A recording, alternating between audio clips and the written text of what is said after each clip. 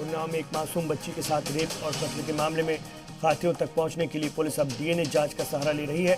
Police इस मामले में 30 लोगों से पूछताछ कर रही है, जबकि 20 मुश्तबा के डीएनए सैंपल जांच के लिए फॉरेंसिक लैब भेजे गए हैं। वारदात के 6 दिन गुजर जाने के बाद भी मुलजिम अब तक पुलिस की इज्जत से बाहर है। औरैया में जमीन के लिए छिड़ी जंग में बिला इश्तिहाल गोलियां चली। गोली चलाने से और गोली लगने से 2 लोगों की मौत हो गई। वारदात को अंजाम देने का इल्जाम समाजवादी पार्टी के एमएलसी कमलेश पाठक के भाई संतोष पाठक पर है। इल्जाम है कि पुलिस और एमएलसी कमलेश पाठक की मौजूदगी में उनके भाई संतोष पाठक ने गोली चला दी, जिसमें एक ही परिवार के 2 लोग मारे गए, जबकि एक शख्स जख्मी हो गया।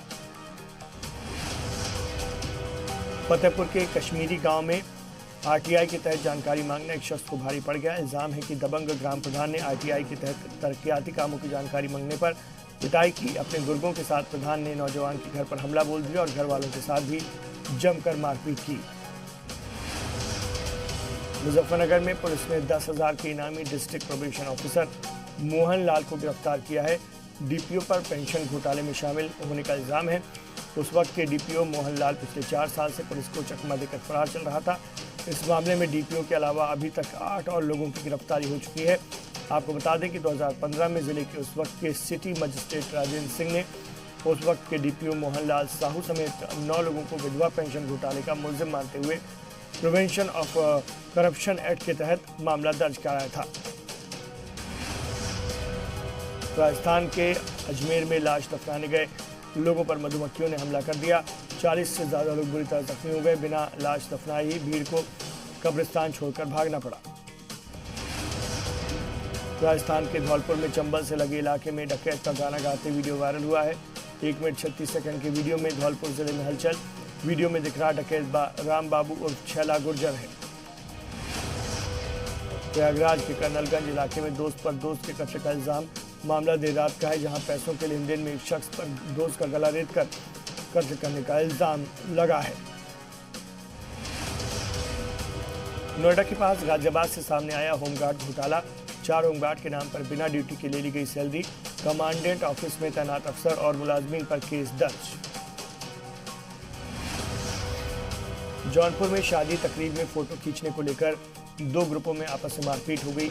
इस वाकये में कई बाराती जख्मी हो गए। वहीं मारपीट की खबर मिलने पर मौके पर पहुंची पुलिस ने शादी की रस्मों को अदा कराया। दरअसल मामला शाहगंज नगर का है, जहां एक शादी तकरीब में डांस के दौरान फोटो खींचने के तनाजे में मारपीट हो गई और मोहल्ले के कुछ शख्स ने हमला करके 6 बारातियों को लाठी डंडे से पीटकर जख्मी कर दिया।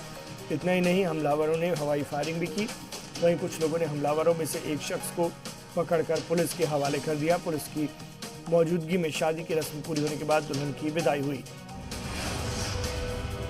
मुरादाबाद के मुंडा पांडे थाना इलाके में स्कूल बस में शराब स्मगलिंग का मामला सामने आया है। पुलिस ने लाखों की अंग्रेजी शराब बरामद की है। पुलिस के मुताबिक स्कूल बस में महंगी ब्रांड की 85 पेटी अंग्रेजी शराब बरामद हुई है। पुलिस ने मुलजिम ड्राइवर को गिरफ्तार कर लिया है और शराब तस्करी के मास्टरमाइंड की तलाश जारी है।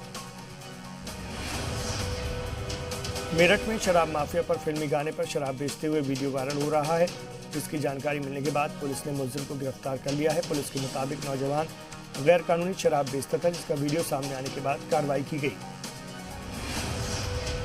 मारवाड़ी गांव के एक बुजुर्ग के साथ 8-10 लोगों के मारपीट करने का वीडियो वायरल हो गया है। मुतासिर बुजुर्ग के अहले खाना ने 10 लोगों के खिलाफ मामला दर्ज कराया है।